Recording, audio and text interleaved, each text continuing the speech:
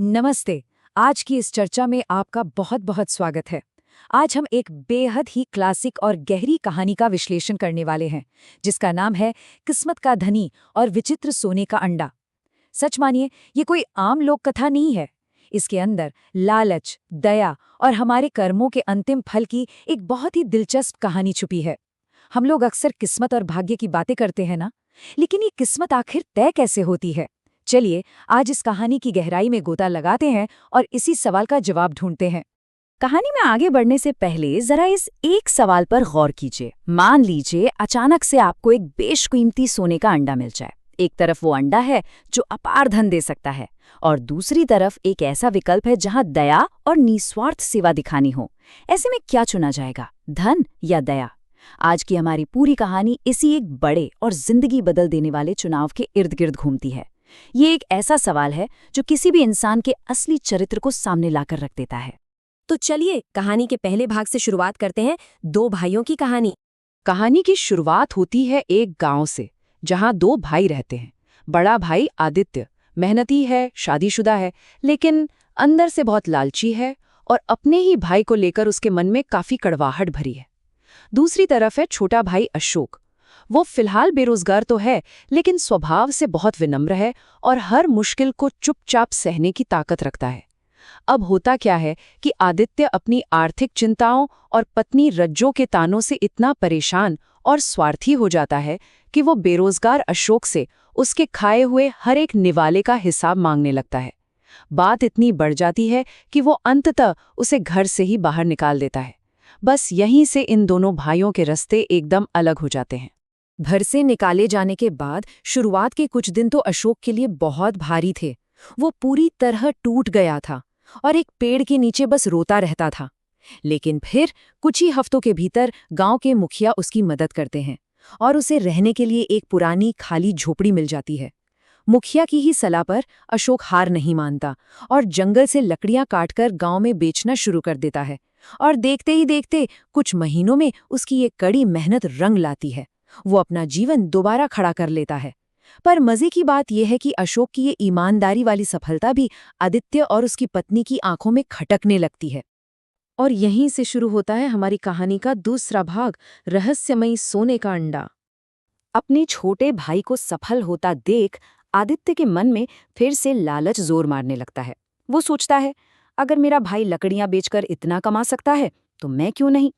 बस इसी लालच में वो जंगल की ओर निकल पड़ता है। जंगल में जैसे ही वो लकड़ी काटने के लिए कुल्हाड़ी उठाता है, उसकी नजर झाड़ियों के पीछे पड़ती है। वहां एक सुनहरा चमकदार अंडा पड़ा था जो किसी चमकीले कीड़े की तरह चमक रहा था। जरा सोचिए उस पल को, एक लालची इंसान के सामने अचानक छप्पड़ फाड़कर दौलत आ गिरी हो। आदित्य की खुशी का तो कोई ठिकाना ही नहीं था। उसे लगा कि बिना मेहनत किए ही बस उसकी किस्मत चमक गई है। लेकिन ठहरिए, चीजें इतनी आसानी से कहाँ मिलती हैं। जैसे ही आदित्य उस अंडे को अपना मानता है, पीछे से एक साधु की बहुत ही भारी और रहस्यमयी आवाज गूंजती है। इस अंडे के साथ जो कुछ भी मिलेगा उसे अपनाना होगा, तभी ये तेरा भाग्य बदलेगा। ये कोई साधारण सी चेतावनी नहीं थी, बल्कि ये आदित्य के चरित्र की सबसे बड़ी परीक्षा थी। लेकिन आदित्य, वो तो दौलत के नशे में इतना अंधा हो चुका था कि उसने बिना कुछ सोचे समझे इस शर्त को मान लिया और अंडा लेकर सीधे घर की तरफ दौड़ पड़ा। अब हम आते हैं तीसरे भाग पर, स्वार्थ बनाम सच्ची सेवा। अब घर पहुंचते ही वो अंडा हिलने लगता है और फट जाता है। लेकिन सोने या हीरे के बजाय उसमें से निकलती है एक बहुत ही गंभीर रूप से घायल और बीमार मैना पक्षी। आदित्य का रिएक्शन क्या था? उसने उसे गंदगी फैलाने वाली और बेकार समझकर तुरंत नकार दिया। हाँ, उसे साधु की शर्त याद तो आती है, लेकिन यहाँ वो चालाकी दिखाता है। वो उस बीमार पक्षी को अपने छोटे भाई अशोक के पास छोड़ाता है ताकि वो खुद सिर्फ सोने का खोल बेच सके। वहीं दूसरी तरफ अशोक बिना किसी स्वार्थ के उस मरणासन्न पक्षी को अपना लेता है। वो उसे तुरंत वैद्य के पास ले जाता है और दिन रात उसकी सेवा में लग जाता है। इंसानियत का इससे शुद्ध रूप और क्या हो सकता है? आदित्य की इस चालाकी का तुरंत नतीजा ये हुआ कि उसने सोने का वो खोल राजगढ़ ले जाकर भारी कीमत पर बेच दिया। वो रातों रात मालामाल हो गया, एक विशाल खेत खरीद लिया, आलीशान घर बनवा लिया। उसे तो बस यही लग रहा था कि उसने साधु को बेवकूफ बना दिया है, और अपनी इस नई अमीरी के नशे में वो अपने भाई अशोक का मजाक उड़ाने लगा कि देखो कैसा मूर्ख है जो एक बीमार चिड़िया की सेवा कर रहा है। देखा जाए तो भौतिक रूप से आदित्य ने सब कुछ पा लिया था। लेकिन असली जादू तो अब शुरू होता है। जब अशोक की निस्वार्थ सेवा से मैना के घाव भर जाते हैं तो एक दिन अचानक कुछ अद्भुत घटता है। वो मैना पक्षी अचानक इंसानी आवाज में बोल उठती है। जी हाँ, वो अशोक को सच्चाई बताती है। तुम्हारे भाई ने झूठ बोला है, मैं उसी सोने के अंडे से निकली थी। अशोक एकदम हैरान रह जाता है। उसे पता चलता है कि उसके अपने भाई ने दौलत के लिए उसे धोखा दिया है। लेकिन कमाल की बात देखिए, अशोक को कोई पछतावा या गुस्सा नहीं था। उसे तो बस इस बात की खुशी थी कि कम से कम मैना ठीक हो रही है। यहाँ से कहानी एक नया मोड़ लेती है। भाग 4, लाल तालाब की चुनौती। मैना के बाहरी घाव तो भर गए थे, लेकिन उसकी अंदरूनी बीमारी अभी भी उसकी जान ले रही थी। मैना बताती है कि उसकी जान केवल खतरनाक लाल तालाब के पानी से ही बच सकती है। अब ये पानी लाना बच्चों का खेल तो था नहीं। अशोक को गांव के मुखिया की चेतावनियों का सामना करना पड़ा, और उसका भाई आदित्य तो उसे मूर्ख कहकर ताने मार ही रहा था। लेकिन अशोक किसी की नहीं सुनता, और जंगल के रास्ते में आगे बढ़ते हुए उसे एक जादुई साधु की परीक्षा से भी गुजरना पड़ता है। रास्ते में जब साधु अशोक से पूछता है कि तुम एक साधारण से पक्षी के लिए अपनी जान जोखिम में क्यों डाल रहे हो, तो अशोक का जवाब सुनिएगा, बहुत ही स्पष्ट और दिल को छू लेने वाला था। उसने कहा, इंसानियत के नाते साधु महाराज। बस यही एक वाक्य अशोक के पूरे चरित्र को परिभाषित कर देता है। उसे किसी सोने के अंडे की कोई लालसा नहीं थी, वो बस एक जीवन बचाना चाहता था। और अशोक की यही शुद्ध भावना उसकी सबसे बड़ी ढाल बन जाती है। जब वो लाल तालाब पहुंचता है तो राक्षसी की भयानक आवाज गूंजती है, लेकिन इस बार कोई जानलेवा सवाल नहीं पूछा जाता। राक्षसी कहती है, लोग यहाँ अपने लाभ के लिए आते हैं, तू पहला है जो जान बचाने आया है, बिना प्रश्न के जल ले जा।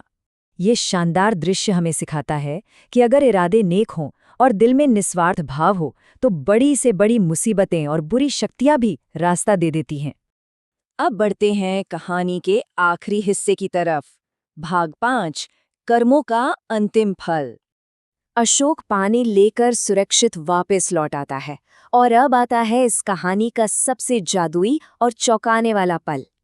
जैसे ही अशोक मैना को लाल तालाब का जल पिलाता है, झोपड़ी में मुखिया आदित्य और उसकी पत्नी की आंखों के सामने एक चमत्कार होता है।